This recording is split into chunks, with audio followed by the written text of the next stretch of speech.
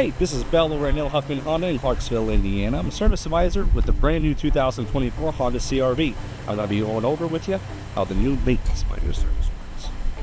The maintenance minder that comes up on your dash basically will tell you what is due on the vehicle maintenance-wise. The car is smart enough to let you know when your oil change is due, your transmission fluid, your tire rotation, even your 100,000 mile service. I'm going to be showing you on your dash on how to pull up exactly when that light is going to be coming on and where to pull up that maintenance package.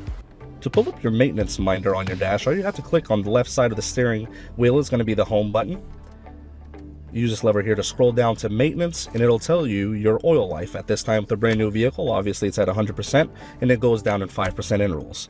Whenever you hit 15% is when that A light will illuminate saying maintenance due soon. There's three different things that it'll say, either maintenance due soon, maintenance due now, or if you surpass a certain mileage, it'll say service past due. Whenever those lights come on, you bring it in, we take care of your oil change and your tire rotation. The maintenance minder will show up with either an A or an B. The A stands for an oil change, the B stands for an oil change with a oil filter replacement as well.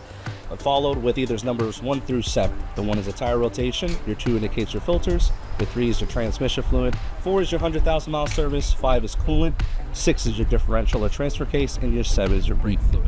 I'm throwing a lot at you. Whenever you come in, we'll be glad to go over everything with you once again, going off whatever your vehicle needs. Again, maintenance minders, the car's smart enough to tell you, that way it's something that you don't have to think about. Huffman has it.